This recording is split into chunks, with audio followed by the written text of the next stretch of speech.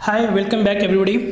Welcome to Sure Success Coaching Centre. I am doctor Neeraj Kumar और आज हम पढ़ने वाले हैं जेनेटिक्स। लास्ट टाइम हमने जेनेटिक्स के कुछ टर्म्स पढ़े थे, फिनोटाइप, जीनोटाइप, जिसके कि आप देख सकते हैं चैनल पे दूसरा वीडियो जेनेटिक्स पार्ट 1 नाम से होगा। उसके आगे हम पढ़ेंगे मेंडल की जेनेटिक्स। तो ये मेंडल, जिनको हम फादर ऑफ जेनेटिक्स भी बोलते हैं, तो समझते हैं क्या। मेंडल जो है वो पहले साइंटिस्ट थे जिन्होंने जेनेटिक्स यानी कि जो पहले समझते हैं जेनेटिक्स क्या, मतलब दिमाग में क्या इमेज आना चाहिए कि जेनेटिक्स हम पढ़ते हैं तो है क्या। कोई भी ऑर्गेनिज्म, जैसे एक आदमी का बच्चा आदमी जैसा दिखता है, बिल्कुल हम अपने पेरेंट्स की तरह दिखते हैं। क्यों? क्योंकि बोलते हैं अरे मुँह, इसके नाक देखो उसके पापा से मिलता है, इसके फेस का कटिंग देखो मम्मी से मिलता है। ये क्या है? ये हम बात कर रहे हैं कैरेक्टर्स की, यानी कि बोलते हैं ना कि ये मम्मी से जीन मिला है, ये पापा से जीन मिला है, मतलब ये कैरेक्टर्स कहाँ से मिल रहा है? अपने पेरेंट्स से। तो हर सेक्सुअली रिप्रोड्यूसिंग ऑर्गेनिज्म में जो कैरेक्टर्स जो होता है वो कहाँ से मिलता है? अपने पेरेंट्स से आता है। तो आधी कैरेक्टर्स आती है मदर से, आधी कैरेक्टर फादर से। तो जो मदर और फादर से जो गेमीट आते हैं, गेमीट में होते हैं क्रोमोजोम्स। क्या होते हैं? क्रोमोजोम्स। और उन क्रोमोजोम्स में होते हैं हमारे जीन्स, जिनमें हमारे कैरेक्टर होते हैं। हर एक कैरेक्टर के कुछ न कुछ जीन्स होते हैं, जैसे कलर का कैरेक्टर होगा, हाइट का होगा, अलग अलग हार्मोन्स के, ये सारे कैरेक्टर्स हैं। इन सब कैरेक्टर के अलग अलग जीन होंगे। तो जब भी अब जो पेरेंट्स से ऑफ स्प्रिंग में जो कैरेक्टर्स आता है उसको बोलते हैं इनहेरिटेंस। हमने पहले बात की थी जेनेटिक्स में हम 2 चीज़ें पढ़ते हैं, इनहेरिटेंस ऑफ कैरेक्टर्स और वेरिएशन इन कैरेक्टर्स। तो जो पेरेंट्स के जो जीन हैं वो जो हमारे अंदर आते हैं, यानी कि हम पेरेंट्स जैसे दिखते हैं, ये हो गया इनहेरिटेंस ऑफ कैरेक्टर। पर क्या पेरेंट्स की तरह हूबहू दिखते हैं? नहीं दिखते हैं। क्यों? क्योंकि पेरेंट्स जैसे दिखते हैं, उनके जैसे हम जरूर दिखते हैं पर एग्जैक्टली नहीं दिखते हैं। रीज़न है कि जो जीन्स उनसे हमें मिलती है, उन जीन्स में थोड़े से चेंजेज हो जाते हैं, यानी कि थोड़ा सा बदलाव हो जाता है, जिनको हम बोलते हैं जेनेटिक वेरिएशन। कैरेक्टर्स का आना होगा जेनेटिक इनहेरिटेंस, और उनमें जो चेंजेज आ जाता है जीन में, उनको बोलते हैं जेनेटिक वेरिएशन। यहाँ तक क्लियर है? अब समझते हैं सब। तो इनका जो ये कैसे ये चीज़ें सेक्सुअल रिप्रोडक्शन में पता था, ये बहुत टाइम से लोगों को पता था, पर इसका बेसिस नहीं पता था कि ये किस तरह से पैटर्न, ये काम क्या करता है, इसके लॉज क्या है, इस तरह से किस तरह से गवर्न करता है, क्या ये रैंडम होता है। तो इनकी सबसे पहले जिन्होंने रिमार्केबल कंट्रीब्यूशन दिया था वो थे मेंडल थे। तो मेंडल को इसलिए इनको कहा जाता है फादर ऑफ जेनेटिक्स। ये एक पादरी थे, इन्होंने एक्सपेरिमेंट किया था पी प्लांट पे। किस पे एक्सपेरिमेंट किया था? गार्डन पी पे, मटर की बात कर रहे हैं। तो गार्डन पी पे एक्सपेरिमेंट किया था 7 साल के लिए। पादरी थे, बहुत सारे समय उनके पास खाली था, तो ये अपने गार्डन में क्या करते थे, 7 साल तक उन्होंने एक एक्सपेरिमेंट किया पी पे। 1856 से लेकर के 1863, ये डेट्स थोड़े याद रखने हैं। ये 7 ईयर्स का जो ड्यूरेशन है, इन ड्यूरेशन में उन्होंने गार्डन पी पे एक्सपेरिमेंट किया था। एक्सपेरिमेंट को हम बाद में समझेंगे, इनका जो एक्सपेरिमेंट था पहले हम समझते हैं जोड़ के। He propose the law of inheritance. Law of inheritance का जो कॉन्सेप्ट था इन्होंने ही प्रपोज किया। ठीक है, कि पहली बार इन्होंने ही बताया कि इसके कुछ लॉज हैं, रूल्स एंड रेगुलेशन है, जो कैरेक्टर्स पेरेंट्स से ऑफ स्प्रिंग में आते हैं, इसके भी कुछ laws and rules and regulation है जो उसको कंट्रोल करता है। इससे पहले हमें नहीं पता था। अब बात करें, इनसे पहले भी क्या साइंटिस्ट नहीं थे? मेंडल से पहले साइंटिस्ट नहीं थे जिन्होंने जेनेटिक्स पे एक्सपेरिमेंट किया था? बिल्कुल थे, बहुत सारे थे, पर उनको कभी भी उतनी उपलब्धि नहीं मिली जितनी कि मेंडल को मिली। मेंडल को मिली तो इसका मेन कारण क्या था? मेंडल के जो मेन कारण थे कि जो उन्होंने जो पी प्लांट पे एक्सपेरिमेंट किया था, लार्ज सैम्पलिंग साइज, यानी कि उन्होंने जो एक्सपेरिमेंट का जो दायरा रखा उसमें बहुत सारे पी प्लांट्स, 1-2 प्लांट पे एक्सपेरिमेंट नहीं किया। इनकी जो संख्या थी हज़ारों में संख्या थी, मतलब हज़ारों प्लांट पे एक्सपेरिमेंट करना, अलग हज़ारों प्लांट का सैंपल यूज़ करना एक्सपेरिमेंट में, ये अपने आप में बहुत, क्योंकि उनको मेंटेन करना भी बहुत ही मुश्किल था। तो इनका जो है एक एक चीज़ मेंटेन की उन्होंने, एक सारा प्लांट के एक जितने भी ऑफ स्प्रिंग्स आते थे सब के बारे में उन्होंने मेंटेन किया, और इस वजह से इनका जो डाटा था इतने बड़े लार्ज स्केल पे था कि क्रेडिटेबल था, यानी कि अगर उसे झुटलाया नहीं जा सकता था।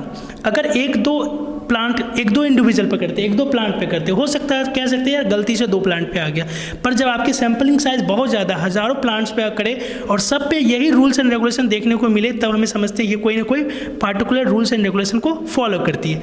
इनका सैम्पलिंग साइज क्या था? बहुत बड़ा था, यानी कि उन्होंने जो number of garden pea plants थे वो काफ़ी ज़्यादा थे। दूसरी बात है, उन्होंने एक बार में हमेशा एक कैरेक्टर को ही लिया था, हमेशा एक कैरेक्टर, सिंगल कैरेक्टर एट ए टाइम। अगर हम जेनेटिक्स को समझना है, पढ़ना है, तो अभी हम भी उनके तरीके से देखेंगे, मोनोहाइब्रिड क्रॉस देखेंगे, यानी कि एक कैरेक्टर का क्रॉस देखेंगे। तो उन्होंने एक बार में सिर्फ एक कैरेक्टर को क्रॉस कराया था। इससे फ़ायदा क्या हुआ था कि उनको कन्फ्यूजन नहीं होता था। होता क्या था, अगर दो कैरेक्टर एक बार में लेंगे तो कभी क्या होगा ना, एक जनरेशन से दूसरे जनरेशन में दो कैरेक्टर में हौच पौच हो जाएगा, रिजल्ट बहुत ही मिक्स मैच आएगा। ये लॉज के अकॉर्डिंग हो रहा था, वो हम समझेंगे बाद में भी। लेकिन जो है उन्होंने एक बार में एक कैरेक्टर लिया, इनको फ़ायदा क्या मिल गया, चीज़ें और काम करना उनको आसान है, यानी कि किसी को समझाना भी पड़े तो आसानी से समझाया जा सकता था। नेक्स्ट बात है स्टडी सक्सेसिव जनरेशन। और उन्होंने जैसे पेरेंट्स का जो एक्सपेरिमेंट हुआ, पेरेंट्स उसके ऑफ स्प्रिंग्स आए, उनमें सेल्फिंग कराया, फिर उसके ऑफ स्प्रिंग्स आए, उनमें सेल्फिंग कराया। इस तरह से उन्होंने जनरेशन वाइज उन्होंने एक्सपेरिमेंट किया था। तो कोई एक कैरेक्टर जैसे हाइट के लिए ले लिए, तो हाइट के लिए क्या है, दो है, टॉल और डॉर्फ। तो ये हाइट का कैरेक्टर को पहले एक पेरेंट्स को बीच में क्रॉस कराया, फिर नेक्स्ट जनरेशन, फिर इनके भी सैम्पलिंग लिए, फिर उसके नीचे, और सबकी रिकॉर्ड रखा, उन्होंने सबके रिकॉर्ड को मेंशन किया। तो इस वजह से इनको सक्सेस मिला। चौथी बात है सिलेक्शन ऑफ पी प्लांट। अब इन्होंने पी प्लांट को सिलेक्ट किया। ये भी बहुत बड़ा फैक्टर था कि आप एक्सपेरिमेंट के लिए कौन सा ऑर्गेनिज्म चुनते हैं, यानी कि किस पे आप एक्सपेरिमेंट करते हैं। सपोज के लिए हम ऐसे प्लांट ले लें, जैसे एनिमल्स ले लेते हैं, सपोज एनिमल्स ले लेते हैं, हाथी ले लेते हैं। हाथी का लाइफ साइकिल क्या है, ऑलमोस्ट 80 ईयर्स जीता है। अगर वो रिप्रोडक्शन एज में जो आता है, वो कौन सा एज होता है, कितना, करीबन ये 8 साल 10 साल लग जाता है उसे रिप्रोडक्शन एज में आने में।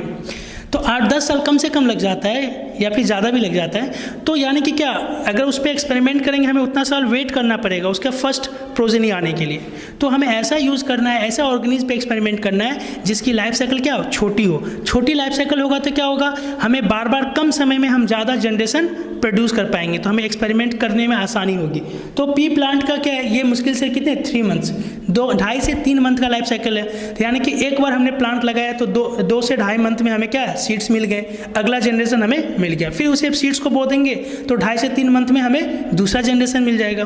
तो कम थी लाइफ साइकिल, क्या थी, शॉर्ट लाइफ साइकिल प्लांट के। दूसरी बात, मोर कॉन्ट्रास्टिंग ट्रेट्स, मतलब उसमें जो कैरेक्टर्स थे प्लांट के, पी प्लांट की बात करें तो इनमें जो कैरेक्टर्स थे, वो कैरेक्टर्स ऐसे कैरेक्टर्स थे कि जैसे कि हाइट के लिए तो एक बिल्कुल टॉल प्लांट था, तो बिल्कुल एक डॉर्फ। कॉन्ट्रास्टिंग का मतलब बिल्कुल एक दूसरे का उलट, एक ब्लैक है तो एक वाइट, इस तरह से समझना। तो उसमें जो है पी प्लांट में बहुत सारे कॉन्ट्रैक्ट हैं। हमने 7 कैरेक्टर्स अभी पढ़ने हैं, जैसे कि सीड का कलर येलो भी था, सीड का कलर ग्रीन भी था, पॉट का कलर येलो भी था और ग्रीन भी था, सीड का शेप पूरा फुला हुआ था तो पूरा कंस्ट्रिक्टेड था। तो 2 अलग अलग तरह के कॉन्ट्रास्ट, एक ही कैरेक्टर के 2 अलग अलग कॉन्ट्रास्टिंग, बिल्कुल एक उलट तो दूसरा पलट, इस तरह से समझ में आई बात। तो इस तरह के कैरेक्टर पी में बहुत सारे थे। तो क्या होगा, जब एक्सपेरिमेंट करेंगे तो हमें समझ में आएगा ना कि अगर हाइट की बात करें तो टॉलनेस आया है कि टॉलनेस नहीं आया, यानी कि डॉफनेस आया। तो जो कैरेक्टर्स हैं अलग अलग होंगे, बिल्कुल कॉन्ट्रास्टिंग होंगे, तो ज़्यादा अच्छे से समझ में आएगा। और जो आखिरी बात है वो सिलेक्शन ऑफ कॉन्ट्रास्टिंग कैरेक्टर्स, जो कि हम इसी में डिस्कस कर दिए कि इन्होंने जो चूज किया कैरेक्टर्स, वो भी कैसे कैरेक्टर्स लिए, कॉन्ट्रास्टिंग कैरेक्टर्स। जैसे कि एग्जांपल, कैरेक्टर हमारा है हाइट, क्या है, हाइट, ये हाइट है, ये है सीड कलर। तो इसमें हाइट में 2 है, या तो टॉल होगा तो इसका जस्ट उल्टा डॉर्फ, डॉर्फ मतलब बौना। तो कॉन्ट्रास्टिंग, ये दोनों क्या हो गए, इस कैरेक्टर के 2 कॉन्ट्रास्टिंग ट्रेट्स, एक कैरेक्टर के 2 कॉन्ट्रास्टिंग ट्रेट्स। हाइट कैरेक्टर है, या तो टॉल होगा या तो डॉर्फ होगा। दूसरी बात करें सीड कलर या तो येलो हो सकता है या तो ग्रीन होगा। तो 2 कैरेक्टर्स यहाँ पर, मतलब कैरेक्टर है सीड कलर, पर इसके जो 2 ट्रेट्स हैं कौन कौन से हैं, येलो और ग्रीन। किसी में येलो मिलता है तो किसी में ग्रीन। तो इस तरह के कॉन्ट्रास्टिंग ट्रेट्स लेने का फ़ायदा क्या हो गया, जब प्रोजेनी निकलता था तो उसके हम कैरेक्टर्स आसानी से देख के ही हमें समझ में आ जाएगा, अच्छा ये वाला कैरेक्टर इसमें दिख रहा है, पेरेंट्स में ये था, ऑफ स्प्रिंग में ये वाला कैरेक्टर आया। नेक्स्ट जब बात करें इनका तो सक्सेस का रीज़न, लेकिन इनको सक्सेस इतनी आसानी से नहीं मिली। इनका एक्सपेरिमेंट कब हुआ था, 1856 से 1863, यानी कि 7 ईयर्स इन्होंने लगातार एक्सपेरिमेंट किया था। और बाद में 1864 में जाके उन्होंने क्या किया था, 1865 में जाकर उन्होंने अपना जितना भी काम था उसको अपने ऑस्ट्रिया जगह जहाँ रहते थे वो, वहाँ पर उन्होंने पब्लिश किया। लेकिन उनको उस टाइम में सफलता नहीं मिली। उनको सफलता मिली कब, 1900 में। तब तक तो ये थे भी नहीं। मतलब उनको इनके डेथ के बाद इनके काम को लोगों ने जाना पहचाना। उस टाइम में उनको सफलता नहीं मिली। उनका काम तो बिल्कुल सही था, पर लोगों ने उनको रिकॉग्नाइज नहीं किया, लोगों ने उनके काम के उनको क्रेडिट नहीं दिया। 1865 में जब इन्होंने अपना काम पब्लिश किया था उस टाइम के न्यूज़पेपर में, तो उनको काम का क्रेडिट नहीं मिला। उसका मेन रीज़न था कि उस टाइम में कम्युनिकेशन बहुत वीक था। हम कब बात कर रहे हैं? 1865 की बात कर रहे हैं। उस टाइम में कम्युनिकेशन यानी कि आज की तरह इंटरनेट और न्यूज़पेपर इतनी बहुत ज़्यादा फास्ट नहीं थी। आज क्या होता है, अभी जैसे कुछ भी अगर किसी ने साइंटिस्ट ने कुछ भी डाला, हार्डली आधा घंटा भी नहीं लगेगा, पूरी दुनिया को पता रहेगा कि क्या हुआ नहीं हुआ। पर उस टाइम में इस तरह की कम्युनिकेशन नहीं थी, जिसकी वजह से क्या हुआ, उनका काम बहुत ही साइंटिफिक लॉजिकल बेस्ड था, लेकिन सब तक पहुंच नहीं पाया। जहां पर प्रिंट करवाया वहीं पर आसपास के लोगों के रह गए, यानी कि उसी शहर में या उसी सिटी में बस रह गया। पूरे वर्ल्ड वाइड इनके काम को हर जगह हर साइंटिस्ट के पास नहीं पहुंच पाया, जो कि लोग उसे अप्रिशिएट करते, समझते और पढ़ते। उस टाइम की पहली कमी। दूसरी, कॉन्सेप्ट ऑफ फैक्टर या जीन। मैंने पहले ही बताया था पिछले लेक्चर में, जीन या फैक्टर बताया था कि इन्होंने बोला था कि जो है पेरेंट्स से ऑफ स्प्रिंग में जो कैरेक्टर्स आते हैं वो आते हैं फैक्टर के रूप में। किस में? फैक्टर के रूप में। फैक्टर हमेशा जोड़े में होते हैं। ये बिल्कुल वैसा ही हो गया जीन जैसा। जीन भी क्या होता है? पेयर में होते हैं, होमोलोगस क्रोमोसोम के ऊपर। होमोलोगस क्रोमोसोम के ऊपर जीन्स जो होते हैं पेयर में होते हैं, तो इन पेयर्स को क्या बोलते हैं? एलील। क्या बोलते हैं? एलील। और इसी को हम क्या बोलते हैं? दोनों इकट्ठे क्या कहलाएगा? जीन। एक ही जीन के दो अलग फॉर्म्स को क्या बोलते हैं? एलील। और इसी जीन को क्या बोलते थे? मेंडल फैक्टर बोलते थे। क्या बोलते थे? फैक्टर। तो उस टाइम में हमारा जो है 1864 की बात कर रहे हैं, 1864-56 इस दौरान जो है माइक्रोस्कोप की इन्वेंशन नहीं हुई थी। तो माइक्रोस्कोप बना ही नहीं था, तो उस टाइम में क्रोमोजोम जैसा न्यूक्लियस के अंदर क्रोमोजोम होता है, ये सब मटेरियल कुछ पता ही नहीं था किसी को। तो जब पता ही नहीं था तो उस टाइम में ये चीज़ें लोगों को समझ में नहीं आया। जिन्होंने भी पढ़ा इनके काम को, जिन्होंने भी पढ़ा उस टाइम में, तो उनको ये जीन और फैक्टर का कॉन्सेप्ट समझ में नहीं आया कि ये पेयर में होता है, पेयर में अलग होता है, क्योंकि उस टाइम में वो बता नहीं पाए, क्योंकि माइक्रोस्कोप नहीं था तो देख नहीं सकते थे। लेकिन आज हम जानते हैं जब 1900 में माइक्रोस्कोप डिस्कवर हो गया, 1902 या 1901 में इन्वेंशन हो गई, माइक्रोस्कोप आ गई, तो बस जब सेल के अंदर देखे तो न्यूक्लियस में हमें क्या दिखा? हमें दिखा दो क्रोमोजोम थे जिसके ऊपर कैरेक्टर्स थे, और मियोसिस के दौरान यानी कि सेल डिवीजन के दौरान, मियोसिस के दौरान क्या होता? दोनों अलग हो जाते थे। मेंडल भी ऐसा ही कुछ कह रहे थे। मेंडल कह रहे थे फैक्टर्स होते हैं, फैक्टर्स जोड़े में होते हैं, और जब मियोसिस होता है, जब गैमिट बनता है, तो फैक्टर्स अलग हो जाते हैं, और एक फैक्टर जाता है गैमिट में, एक फैक्टर मतलब दो गैमिट बनेंगे, दोनों में एक एक फैक्टर जाएगा। मेंडल का उनका भी कहना बिल्कुल यही था जो आज हम समझते हैं जीन के कॉन्सेप्ट के बारे में। लेकिन उस टाइम में क्रोमोजोम की डिस्कवरी नहीं हुई थी, इसलिए हमें उनकी बात को समझने में दिक्कत हो रही थी। तीसरा, यूज ऑफ मैथमेटिक्स। अभी तक आप लोगों ने भी जब भी बायोलॉजी पढ़ा होगा, कहीं भी मैथ्स का इस्तेमाल नहीं किया होगा। मेंडल पहले थे जिन्होंने बायोलॉजी में मैथ्स का इस्तेमाल किया। मतलब यहाँ पर इन्होंने बहुत ही कैलकुलेटिव, जब हम आगे पढ़ेंगे मेंडल के जो एक्सपेरिमेंट उन्होंने किए थे, वो एक्सपेरिमेंट जब हम करके देखेंगे तो हम देखेंगे कि मेंडल का जो एक्सपेरिमेंट था वो मैथमेटिकल था। उन्होंने पहली बार बायो में मैथ्स का इस्तेमाल किया था। तो लोगों को बहुत सारे लोग जो हैं जिनको ये चीज़ समझ में नहीं आ रही थी, भाई बायो में मैथ क्या कर रहे हैं, पर उनकी मैथ की कैलकुलेशन बिल्कुल सही थी, क्योंकि उनका जो सैम्पलिंग साइज था ना, बहुत बड़ा सैंपल पे काम कर रहे थे, तो कैलकुलेशन वहाँ पर बहुत बड़ा था, बहुत वास्ट था। बहुत सारे लोगों को जो बायोलॉजी वाले थे उनको ऐसे मैथ से दिक्कत होती है, तो पता ही है। तो इनको ये मैथ वाला ये चीज़ समझ में नहीं आई, इतना सारा कैलकुलेशन क्यों यूज़ कर रहे, इतना सारा नंबर्स, उनको ये सब पल्ले नहीं पड़ा। यार सीधी सी बात है, एक तो जिनको समझ में आता उन तक पहुँच नहीं पाई बात, और जिन तक पहुँचे उनको समझ में आई नहीं बात, और या फिर माने नहीं उस टाइम के लोग। लेकिन 1865 में पब्लिश हुआ उनको उनके काम का, लेकिन क्रेडिट नहीं मिला उस टाइम में। लेकिन 1900 में फिर 3 साइंटिस्ट आए। कौन कौन? Carl Correns, Hugo de Vries, Erich von Tschermak. ये 3 साइंटिस्ट आए और तीनों ने क्या किया, इनके काम को वापस खोदा, उनके काम को वापस निकाला, और फिर जब उनके काम को वापस रिसर्च किया तब उनको पता चला कि मेंडल ने तो कमाल कर दिया था। मेंडल का काम जो है बहुत ही शानदार था, और यही मेंडल का जेनेटिक्स है, आज जेनेटिक्स का बेस है। आज जेनेटिक्स का जो भी बेस है मेंडल का ही वर्क का देन है, ठीक है। तो इन तीनों साइंटिस्ट ने क्या किया था, वापस रीडिस्कवरी किए थे। मेंडल जो भी काम किया था 1865 में जरूर पब्लिश हुआ था, पर उनको क्रेडिट नहीं मिला था। 1900 में ये 3 साइंटिस्ट आए और तीनों साइंटिस्ट ने मिलकर इनके काम को रीडिस्कवर किया, और उनके काम को पूरा बहुत सारा उन्होंने पूरा पेपर वर्क था, उनके चर्च में आग भी लग गई थी, तो वापस इनको निकाला गया, जो बच गया उसमें से सारा कुछ पढ़ के समझ आ गया, और इन तीनों ने पढ़ के फिर उनके बेसिस पे सारे लॉज बताए। तो तो अब हम आगे पढ़ेंगे मेंडल के एक्सपेरिमेंट, ठीक है। 34 साल बाद इनके वापस इनके काम को क्रेडिट मिला, लेकिन आज जो है यही हमारे जेनेटिक्स का मेन बेस है। तो अब मेंडल का एक्सपेरिमेंट पढ़ते हैं। मेंडल ने मोनोहाइब्रिड क्रॉस किया था। चलो मोनोहाइब्रिड शुरू करते हैं। ओके, तो अब हम देखते हैं technique of Mendel experiment of hybridisation. Mendel ने हाइब्रिडाइजेशन का एक्सपेरिमेंट किया था। हाइब्रिडाइजेशन हमने पिछले लेक्चर में बताया था, जब भी दो कैरेक्टर को मिक्स करते हैं, दो टाइप के जीन को मिक्स करते हैं, तब उसको क्या बोलते हैं? हाइब्रिडाइजेशन। हाइब्रिड हमेशा पेरेंट से बेटर होता है, क्योंकि दो पेरेंट का इन्वॉल्वमेंट होता है, एक मदर एक फादर, दोनों से जीन आएगा और मिल के क्या बनाएगा? हाइब्रिड। क्लियर है? अब देखते हैं। तो एक्चुअली उन्होंने प्लांट कौन सा चूज़ किया था? P plant. P plant choose करने का भी इनका फ़ायदा क्या था कि पी प्लांट क्या हैज़ बाइसेक्सुअल फ्लावर।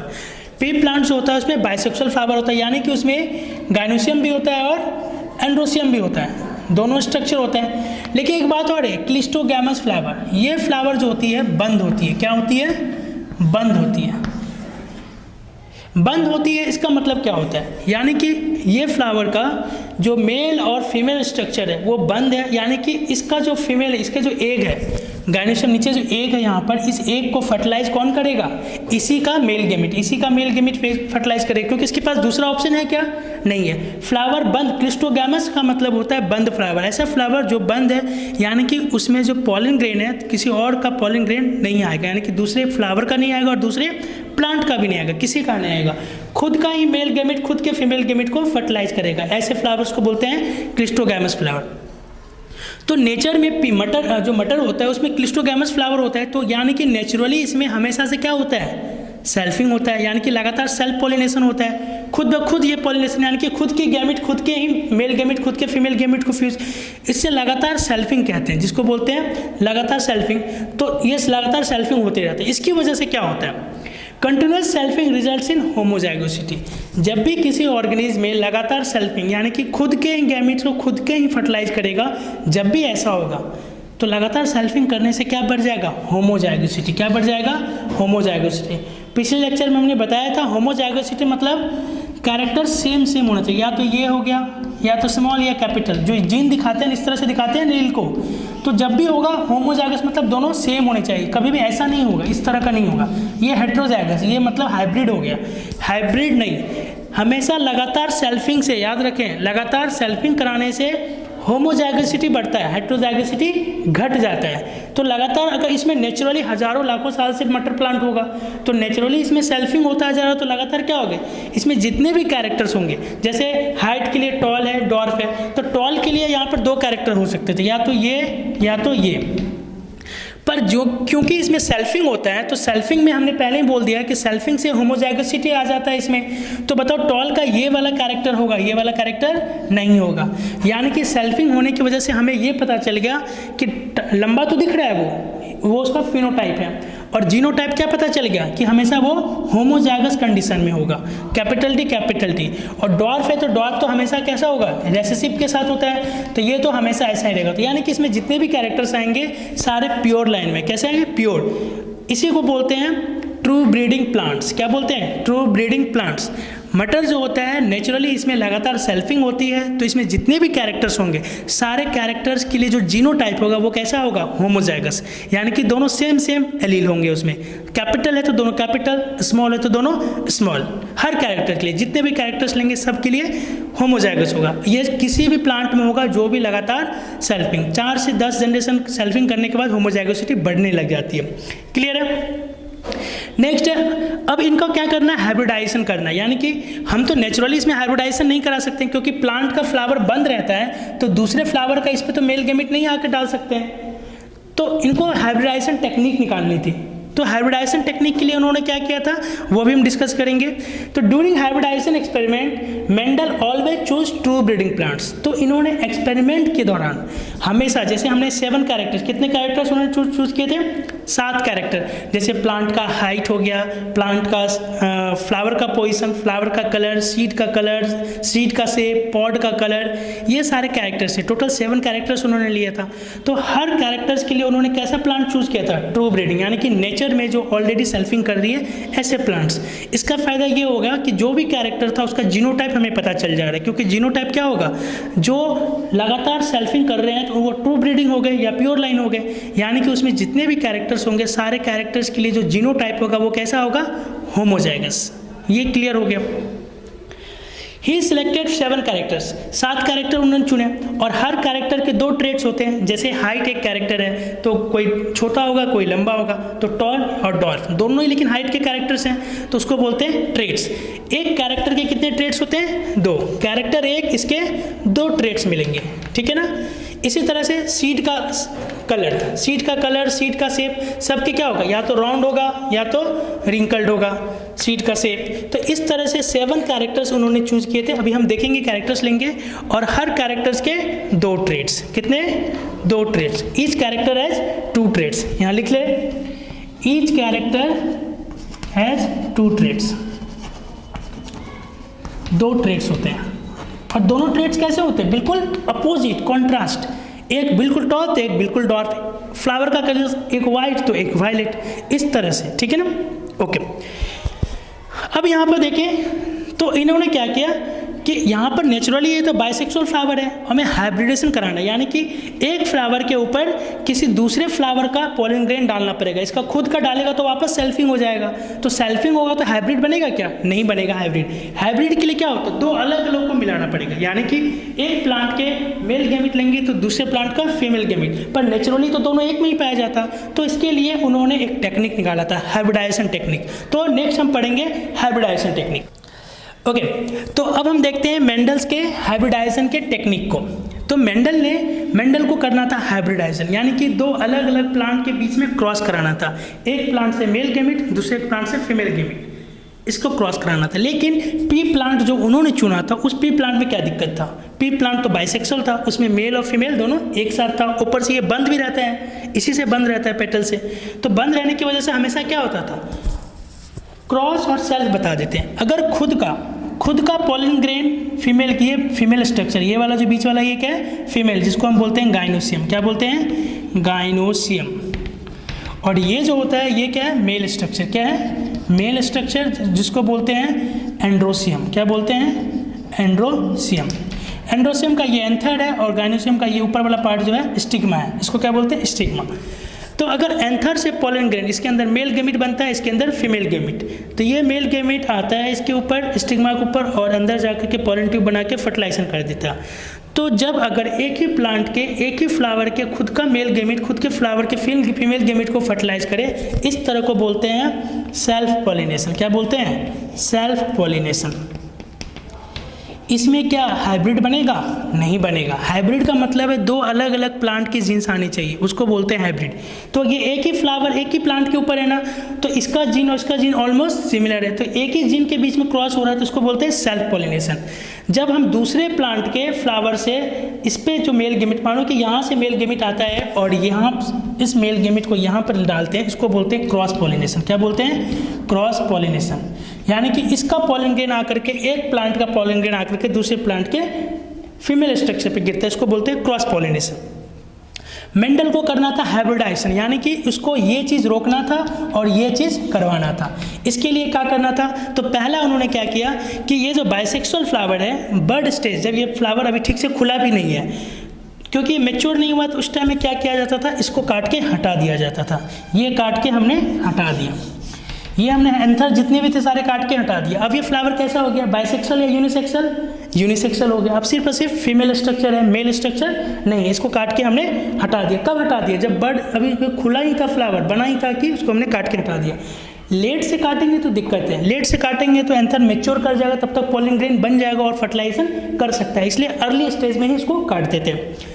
इस प्रोसेस को बोलते हैं इमैस्कुलेशन। ये एंथर को काट के, बाइसेक्सुअल फ्लावर से एंथर को काट के हटाना को क्या बोलते हैं, emasculation. Removal of anther from bisexual flower using forceps. Forceps मतलब कैंची समझ लो, कैंची से काट के हमने एंथर सारे उसके काट के हटा दिए। अब सारे के सारे इसमें मेल स्ट्रक्चर खत्म हो गए, सिर्फ और सिर्फ फीमेल स्ट्रक्चर है। तो हमने बाइसेक्सुअल से क्या बना दिया, फीमेल फ्लावर बना दिया। बाइसेक्सुअल फ्लावर से हमने फीमेल फ्लावर बना दिया। लेकिन अभी भी क्या है ना कि जिस जगह प्लांट है वहाँ पर तो और भी बहुत सारे प्लांट्स होंगे, उनके पॉलन ग्रेन्स होंगे, हवा में, कोई भी आकर के हमारे इस एंथर पे आकर के बैठ जाएगा तो क्या कर देगा, पॉलिनेशन कर देगा। तो हमें पहला वाला हमने इमैस्कुलेशन किया, हमने सेल्फ पॉलिनेशन, खुद का पॉलन ग्रेन ना फर्टिलाइज कर दे, इसलिए हमने it is to done to prevent self pollination. तो हमने इमैस्कुलेशन सेल्फ पॉलिनेशन रोकने के लिए किया। दूसरा तरीका है बैगिंग। बैगिंग क्या करता है कि इसको ढक दो भाई, हम रिस्क नहीं ले सकते हैं। हमने तो इसका वाला तो हटा दिया है ना, लेकिन जहाँ पर ये प्लांट है वहाँ पर तो पॉलन ग्रेन हो सकता है, हवा में सीजन है, तो वो जो पॉलन ग्रेन होगा, कोई भी पॉलन ग्रेन आकर के इस पर आ गया तो फर्टिलाइजर कर देगा दूसरे मटर का, किसी का भी। तो अनडिजायर्ड जो हम नहीं चाहते, हमें क्या करना है, हमें चून करके करना है, इसका ये वाला कैरेक्टर का पॉलन ग्रेन इसमें डालना है। तो जब हमें चून करके करना है तो जो अनडिजायर्ड पॉलन ग्रेन है, जो हवा में है, आ सकता है गलती से, उसे रोकने के लिए हम क्या करते हैं, उसको कवर कर देते हैं। कवरिंग ऑफ स्टिग्मा, स्टिग्मा को क्या किया, कवर कर दिए विथ पॉलिथीन या बटर पेपर, किसी भी तरह का बटर पेपर या थिन पेपर या फिर पॉलिथीन से क्या करते हैं, इसको कवर कर देते हैं। इससे क्या होगा, कोई भी पॉलन ग्रेन इसमें नहीं आएगा।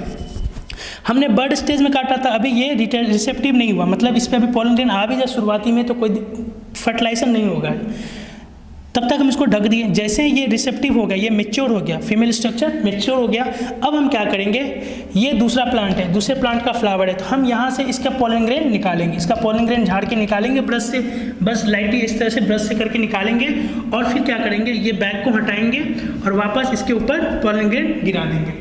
हमने ये कैरेक्टर मानो कि ये हमने टॉल लिया था, ये क्या टॉल है, ये डॉर्फ प्लांट है, ये क्या है, डॉर्फ प्लांट है, तो ये बौना पौधा है, ये लंबा पौधा है। तो हमने दो कैरेक्टर चुना, ये हाइट के लिए, सपोज के लिए हाइट के लिए है, हाइट के दो कैरेक्टर्स होते हैं ना, हाइट का दो ट्रेट है, टॉल और डॉर्फ। तो एक प्लांट का हमने मेल गैमेट निकाला झाड़ के, उसको फिर वहाँ क्या किया, इसके स्टिग्मा पे गिरा दिया। अब क्या हुआ, हमने जो चाहा उसी को हमने टॉल वाले को किससे मिलाया, डॉर्फ वाले से, यानी कि इसका मेल गैमेट लिया, इसका फीमेल गैमेट लिया, दोनों। अब क्या होगा, तो हमने दो पेरेंट लिया, दोनों अलग अलग तरह के, और दोनों के बीच में हमने अपने अनुसार क्रॉस कराया, तो इसको बोलते हैं हाइब्रिडाइजेशन। लेकिन खुद से हमने क्या, नेचर में खुद हुआ क्या, नहीं हुआ, तो इसको बोलते हैं आर्टिफिशियल हाइब्रिडाइजेशन। क्या बोलते हैं, आर्टिफिशियल हाइब्रिडाइजेशन। नेचर में भी तो होता है, यूनिसेक्सुअल फ्लावर है तो क्या होगा, अगर मानो एक ही सेक्स रहता तो इसका फ्लावर इस पे जाता, इसका पॉलन ग्रेन इस पे जाता, तो यूनिसेक्सुअल फ्लावर में क्या होता है, नेचर में हाइब्रिडाइजेशन होता है, नेचुरल हाइब्रिडाइजेशन। लेकिन ये मेंडल ने खुद किया बाइसेक्सुअल में, तो इसको बोलते हैं आर्टिफिशियल हाइब्रिडाइजेशन। यही तरीका करके हम जो 14 प्लांट्स हमने चुने हैं, कितने, 14 ट्रू ब्रीडिंग प्लांट्स, 7 कैरेक्टर के हमने 7 कैरेक्टर चुना, और हर कैरेक्टर के लिए 2 प्लांट, हाइट के लिए 2 प्लांट, एक टॉल लिया, एक डॉर्फ लिया। इसी तरह से सीड के लिए 2 प्लांट, एक सीड कलर लिया, और सीड कलर जैसे लिया तो सीड कलर का येलो लेंगे और एक ग्रीन लेंगे, pod colour yellow green, seed shape round wrinkle. इस तरह से हर कैरेक्टर के लिए 2 प्लांट, दो ट्रेड्स हैं, हर ट्रेड्स के लिए एक प्लांट। इस तरह से 14 ट्रू ब्रीडिंग प्लांट्स मेंडल ने चूज किए थे। अभी पहला हम देखेंगे मोनोहाइब्रिड क्रॉस। पहले हम सारे कैरेक्टर्स देखते हैं, 7 कैरेक्टर्स कौन कौन से हैं मेंडल ने लिए, तो इसमें देखते हैं, कैरेक्टर्स लिखते हैं, फिर उसका एक्सप्लेन। तो ओके, अब हमने देखा, अभी तक हमने मेंडल का हाइब्रिडाइजेशन का टेक्निक देखा, जिसमें करते थे इमैस्कुलेशन, फिर करते थे बैगिंग और फिर पॉलन डस्टिंग। इमैस्कुलेशन में हमने क्या देखा, बाइसेक्सुअल फ्लावर से एंथर को यानी कि मेल स्ट्रक्चर को काट के हटा देते हैं, जिससे यूनिसेक्सुअल फ्लावर हो जाएगा। तो एक हमने फीमेल फ्लावर ले लेंगे और दूसरा मेल फ्लावर ले लेंगे, और मेल फ्लावर से फिर पॉलन ग्रेन डस्ट करके निकाल के इस पर दे करके वापस रिकवर पैकिंग, तो उसको वापस बैगिंग कर देना है। एक बार पॉलन ग्रेन डाल देंगे तो वापस बैगिंग कर देंगे। रीज़न क्या है कि जब तक जर्मिनेट होगा तब तक हो सकता है, अगर कोई एयर में और भी कोई दूसरा पॉलन ग्रेन है तो वो भी आके जर्मिनेट कर सकता है। तो हो सकता है हमारा डिजायर्ड पॉलिनेशन जो हमें चाहिए तो वो ना हो करके अनडिजायर्ड पॉलिनेशन हो जाए। तो जब इमैस्कुलेशन करेंगे तब भी ढक देंगे, और जब हम पॉलन ग्रेन डालेंगे तो डालें और वापस उसको ढक देंगे ताकि अनवांटेड ना हो जाए। जब एक बार हमारा फर्टिलाइजेशन हो जाएगा उसके बाद बैगिंग को हटा सकते हैं, कोई दिक्कत नहीं है। उसके बाद मेंडल ने जो कैरेक्टर्स चुने थे, मटर प्लांट में जो कैरेक्टर्स चुने थे वो कैरेक्टर्स देखते हैं। टोटल उन्होंने 7 कैरेक्टर्स लिए थे, कितने, 7 कैरेक्टर, और ये 7 कैरेक्टर्स ये हैं। स्टेम हाइट एक एक करके समझ लेते हैं। स्टेम हाइट यानी कि पौधे की लेंथ, उन्होंने देखा 2, या तो पौधा क्या होता था, बहुत ही टॉल होता था या फिर डॉर्फ होता था। तो हाइट के मामले में एक हाइट क्या है, कैरेक्टर है, और टॉल और डॉर्फ क्या है, ट्रेट्स है। क्या है, ट्रेट्स है। हर कैरेक्टर के 2 ट्रेट्स होते हैं, और दोनों क्या होते हैं, अपोजिट में कॉन्ट्रास्टिंग होते हैं। एक लंबा तो दूसरा बिल्कुल छोटा। ठीक उसी तरह से फ्लावर कलर, दूसरा कैरेक्टर उन्होंने लिया था फ्लावर कलर, यानी कि फ्लावर की कलर। तो उन्होंने देखा दो तरह के मटर में दो तरह के मिलते थे, एक मिलता था वाइट, एक मिलता था वायलेट। तो वायलेट और वाइट, जिसमें कि एक तो एक वायलेट है तो बिल्कुल दूसरा क्या हो जाना चाहिए, अगर सिमिलर रहता है तो क्या ब्लू टाइप का होना चाहिए, लेकिन ऐसा क्या है, एक बिल्कुल कलरफुल तो एक बिल्कुल लाइट कलर है, इसी को बोलते हैं कॉन्ट्रास्टिंग ट्रेट्स। तीसरा है फ्लावर पोजीशन। फ्लावर की पोजीशन कैसी है, ये हम दो प्लांट बना रहे हैं, क्या दो प्लांट है, ये लीफ हुआ, ये भी लीफ हुआ, ये फ्लावर हुआ, ये फ्लावर हुआ, ठीक है। अब दूसरा ये लीफ हुआ, ये लीफ हुआ, अब इसमें ये फ्लावर बना रहे, ये फ्लावर बना रहे और ये भी फ्लावर बना रहे। अब यहाँ पर दोनों में डिफरेंस क्या, अगर फ्लावर टिप पे आ जाए, अगर फ्लावर टिप पे आ जाए तो उसके आगे की ग्रोथ नहीं होगी, ऐसे ही बढ़ेगा, टिप आगे नहीं ग्रो करेगा। जिस पे टिप पे नहीं आया फ्लावर यानी कि इसकी लेंथ ये ऐसे बढ़ेगी, इस पे टिप पे फ्लावर आ गया मतलब ये जो फ्लावर है अब ये लेंथ ऊपर सीधा ना बढ़ के साइड वाइज ग्रो करेगी, ठीक है ना। तो इसी का कहा गया फ्लावर पोजीशन एक्सियल, एक्सियल मतलब साइडवेज, एक्सियल मतलब साइडवेज।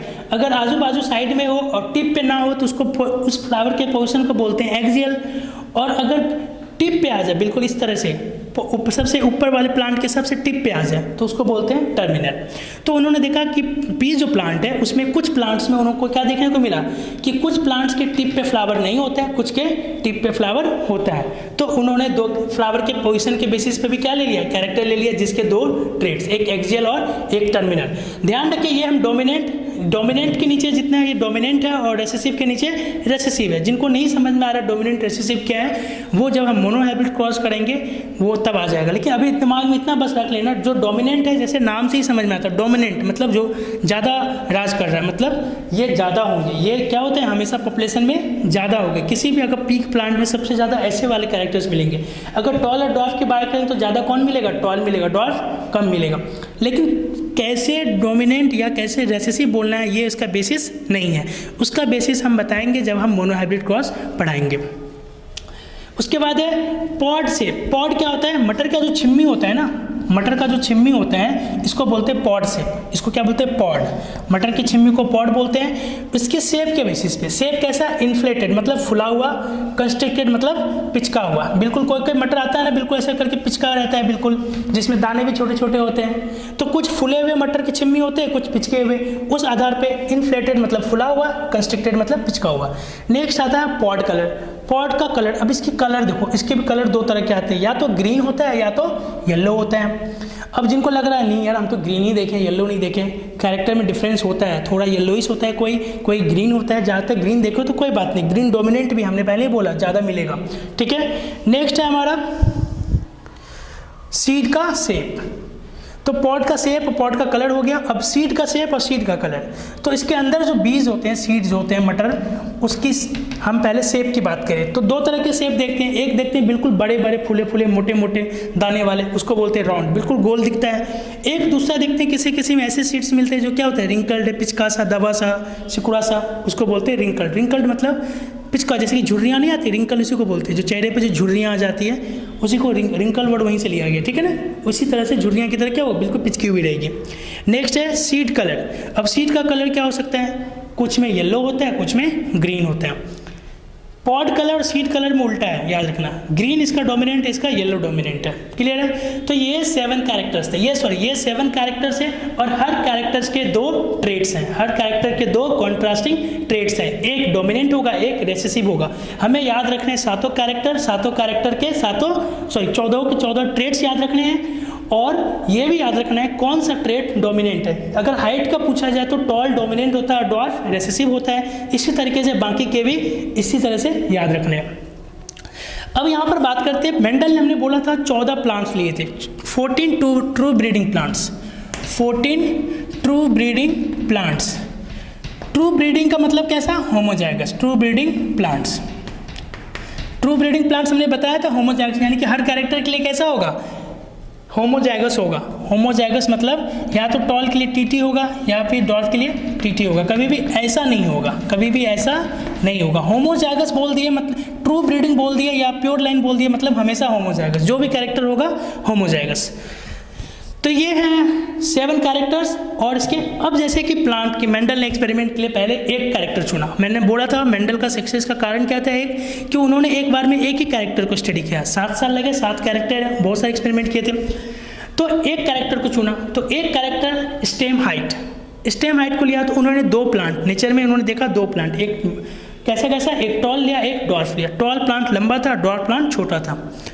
तो ये हमारे पेरेंट्स हो गए। जो पहली बार हम कोई किसी एक्सपेरिमेंट में जो हम पहला प्लांट लेंगे तो दो प्लांट लेने होंगे, क्योंकि हर कैरेक्टर के 2 ट्रेट्स हैं। तो इसमें टॉल वाले जीन होंगे, इसमें डॉर्फ वाले जीन होंगे। तो हर कैरेक्टर के लिए उन्होंने 2 प्लांट लिए, तो 7 कैरेक्टर के लिए 14 प्लांट हो गए।